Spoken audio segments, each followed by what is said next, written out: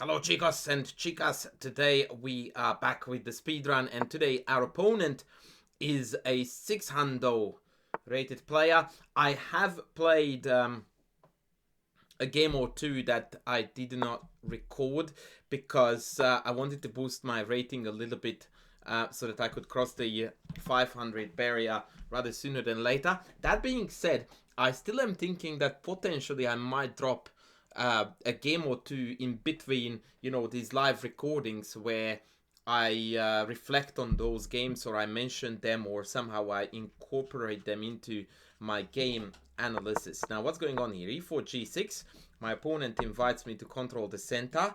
And then they play knight f6, which violates one of the most important opening rules. Or rather, I should say that it invites me to do something that I talk a lot about in my videos and chessable courses. This is a specific topic, by the way, in my chess basics, chess strategy, András Stoll chess principles, something along those lines course, which is geared at complete beginners at this rating range. And that concept is that when a developed knight can be kicked with a pawn thrust, it's almost always the best move.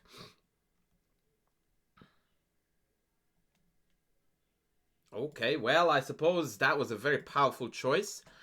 I was hesitating there for a while to know what to do, but I think I will leave the record on. I mean, this was a valuable X amount of rating points, and now we are white against Sessi from Finland, if I read the flag correctly. So, yeah, the power of kicking the pawns, friends, is definitely there. Now, I really want to play some gambits. So should it be King's Gambit or Danish? I actually want to try the Danish. I'm very curious how this is going to pan out. So the idea of the Danish Gambit is that we play d4, which opens up the development of the bishop. By the way, in general, by far and large, gambits, especially e4, e5 gambits, are dominantly designed to accomplish one goal very, very crystal clearly, and that is rapid development. And usually it does come with additional central control. So now I'm inviting black to take this pawn too. And at that point, there is a big split in theory. One is to retake, which is looking a little bit like a Mora gambit, by the way, which is a gambit against the Sicilian. Or I can play bishop c4, which is what I'm going to do, and still invite my opponent to take on b2. And so at a cost of 2 pawns, both of my bishops will be bearing down onto the opponent's king side. And also because I have a pawn in the center and they do not, developing knights could be a problem like in the previous game, because I can push those pieces around. C2 is a very interesting way to kind of saying that I'm up a pawn anyway, even if you take me, and this way you are not getting, you know, another piece developed. It is not bad by any stretch of the imagination. Nonetheless, it's definitely not deniable that we are a little bit ahead in development, right? So I have got both knights ready to jump out. One bishop is already out. The other one is good to go. But to be fair, black also developed the knight. The bishop is good to go. So we will need to be rather precise here if we would like to prove that we have got enough play for our pawn. Now, we have come to that critical pawn push that we talked about. And here we are going to learn a very, very important concept that every player who plays e4 must know. And every player who plays e4, e5 also must know. In fact, pretty much everyone must know this no matter what the go is. And that is that after e5, black always has a d5 counter thrust when there is a bishop on c4. And this is, by the way, a type of thinking process that most players on this level tend not to possess at all. And in fact, it's completely outside of their realm of moves to consider. The general attitude slash thinking process is e5. Oh my god, my knight is on. I need to move it. Right? That's what tends to happen most often on this level. Rather than e5, I counterpunch with d5. Thank you very much. Now e5, d5 is very interesting, because then I can play bishop b5 hanging both knights. But the c6 knight is not really hanging, because when I take and take with the queen with check, hitting both king and rook, an illusion, then bishop d7 shields the check and covers the rook. So I'm more inclined here to continue development and hold e5 for a while. And I was hoping for this move only. I didn't say it, but I was hoping for it. The reason why I wanted this to happen is because now if I play... Actually, wait. Now, I confused myself there big time. I wanted to see bishop e7 because then after e5, d5, I can take two pieces. That being said, c5 bishop is still a little bit loose. So I want to investigate here e5, d5, ef, dc, fg, rook g8.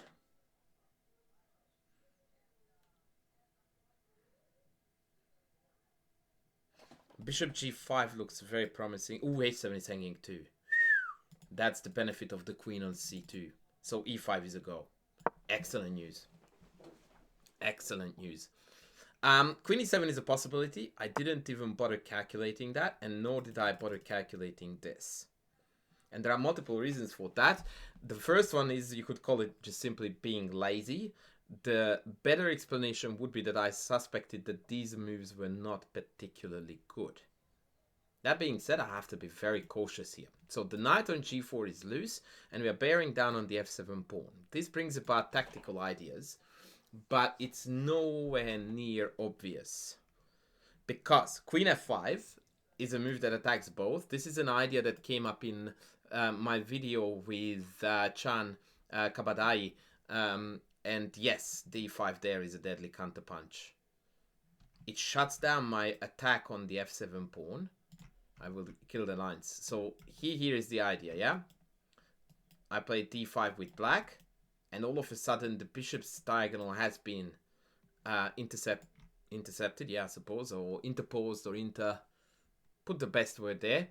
So I don't have the threat, but my queen is hanging, and the bishop is now x-raying the knight too, so my queen can't take it because the bishop is covering it. So a better way to do it is bishop takes, and then queen f5 check. And then, curiously, if they drop the knight back, when I take it, my queen is also attacking the other loose piece. As you can see, I'm conducting here a fair bit of calculation, at least for this level, and I'm very, very aware of what pieces are hanging, what pieces are targetable, what is capturable, what is not. Typically speaking, on 500 level, this awareness is not present. Most people don't pick up on facts like these pieces are loose.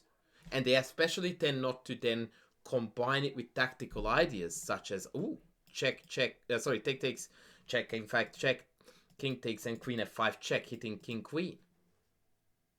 That is a good sign, or a respectable sign in my opinion, of some degree of chess understanding or chess improvement, that we become aware rather of these loose pieces and how we can incorporate them into various tactical ideas. So let's go. I'm still not 100% convinced, by the way, that this is that great, because after king f7, queen f5, knight f6 takes, there is rook e8 check. And I don't really have a convenient way to get out of the check other than king f1, which is going to compromise castling rights.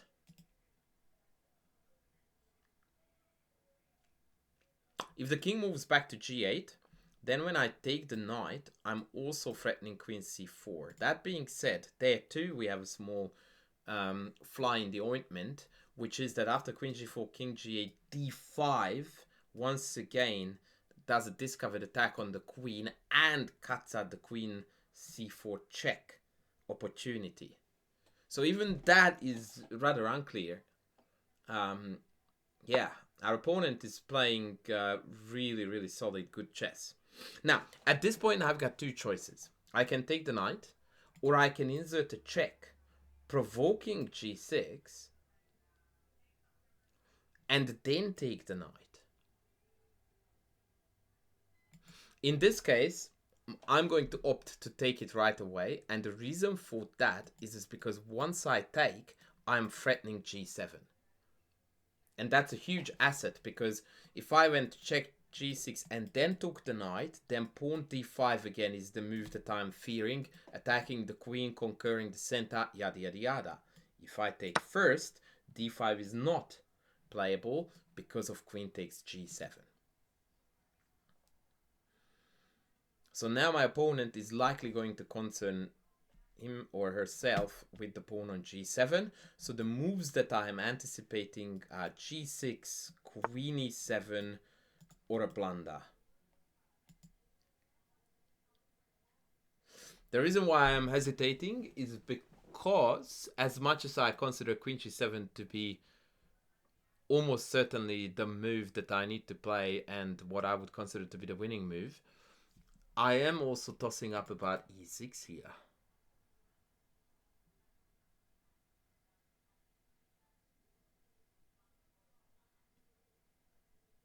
Because if then queen e7, we have this standard tactical operation, knight d5, queen e6, bishop e6, knight c7, check, winning an exchange.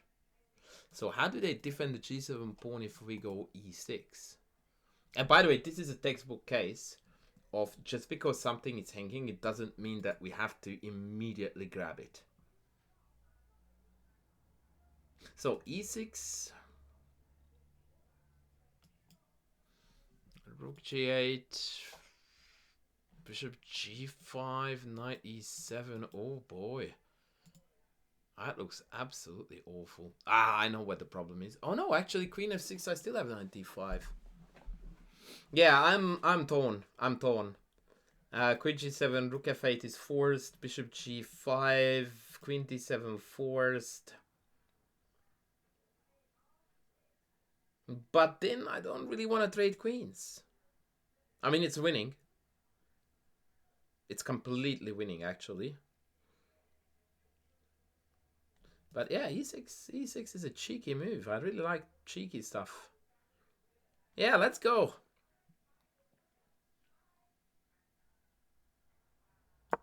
Let's go. I want to spice it up, and I think it's a good demonstration that sometimes when you have a threat, it's better to leave that threat on, add a little bit of extra spice to the position. The e6 pawn is definitely a thorn in their side. It restricts the bishop's development, covers a lot of square around the king squares. So the king is feeling a little bit insecure. The g7 pawn is still hanging. Both these moves are met by a very strong knight d5. So game on, baby. But queen g7 might have objectively been better.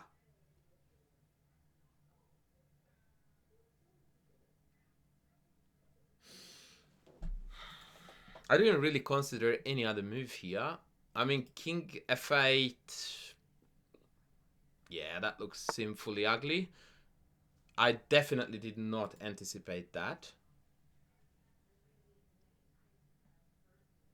Okay, so here's an interesting piece of calculation for you and also an interesting concept. In this position, most low-rated players, I dare say, would go take on e5 first before they take g7.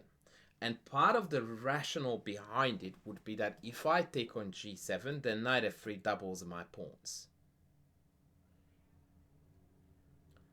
Which is more or less a total garbage in terms of valid arguing. And apologies for the very harsh judgment, but work with me here because you are going to learn something remarkably valuable. Right? So what's going on in the position? What's going on is that I'm going to take on g7. That's guaranteed. And then I have got potential mate threats, and the queen is actually in a very awkward spot. So if I take g7 and they take on f3, instead of going lazy and go like, I don't like that because of that's double pawns, which is never, ever, ever, by the way, never an argument good enough for you to go like, therefore I don't do that. Never. Like, double pawns by definition are not bad things. They can be bad, they can be good. And the number of cases when you have an argument that is decided by, ooh, those are double pawns, is like 1 out of 100. Here is a case in point. Check this out. Queen g7, knight f3, I don't care. Rook f8 only move. Bishop g5 traps the queen. I won the game. Trapping the queen. And that is the argument, by the way, or rather, sorry, the fact that we wanted to nullify by double pawns. You see here the discrepancy, right? You could argue, yeah, but I can do that by taking here too. First, no. Because after knight e5, d5, queen g7, rook f8, bishop g5, the queen has the entire d file to move along. Also, bishop e7 blocks the attack on the queen. So in fact, not only am I very happy for my pawns to be doubled, I would like to invite that possibility of taking on f3, allowing double pawns. Likewise with the check on knight d3, by the way, can't care less. Bring it, king f1. And after rook f8, bishop g5 traps the queen again. The only way I could have ruined this if I took on e5. The reason, by the way, why I didn't go to e2, because that would have allowed this capture with check, and then I don't have anything to trap the bishop, the queen with. And king d1 would have allowed knight f2 check. That's no biggie, but I wanted to keep it as clean as possible. Now the rook on h8 is hanging, and rook f8, bishop g5 is winning the queen. I really hope that I made a very compelling case here for you not to worry about structural issues when there are far greater things going on the board. And also, on this note, like, what is happening right now is crazy tactical sequence. I'm taking a pawn, threatening a rook, there is a mate in one floating on f7, there's a queen getting trapped. In this realm, structural considerations like double pawns is like the equivalent to us conducting a multi-billion-dollar business, and then I'm like, I'm not paying for your coffee, that's $3. It's like, you just made billions. Yeah, but the coffee is free. And that's not, you know, being financially still conscious and valuing the little things. It has nothing to do with that. It's the discrepancy between the billions and the $3. It's merely that. So perhaps the analogy is a little bit silly, but you get my point. Like, we are not the same league here. What's happening here is so incomparably more powerful than the concept of a double pawns that shouldn't even enter the discussion. Because look what happened. Because I didn't care, and I didn't care about the double pawns, the structure, I didn't take on e5, and therefore I managed to trap the queen. Very, very powerful stuff there.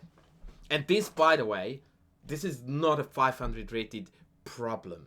This starts popping up 1200, 1300, and often carries on all the way to 15, 16, 1700, and sometimes beyond. So this is an overarching concept that I think the sooner we engage with, the better.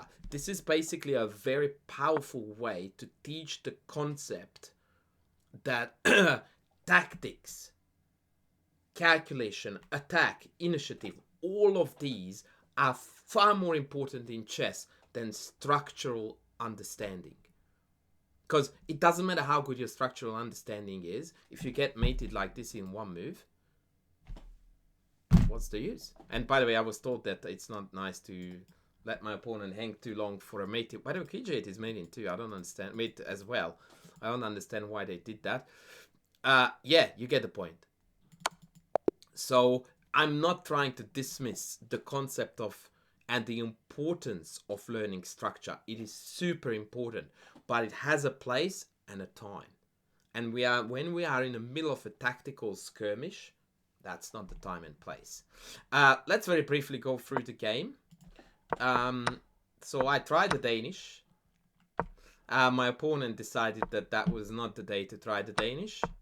I played knight f3, knight f6, and here I decided not to follow through with the principle, but the reason for that is because I was aware of the countermeasure.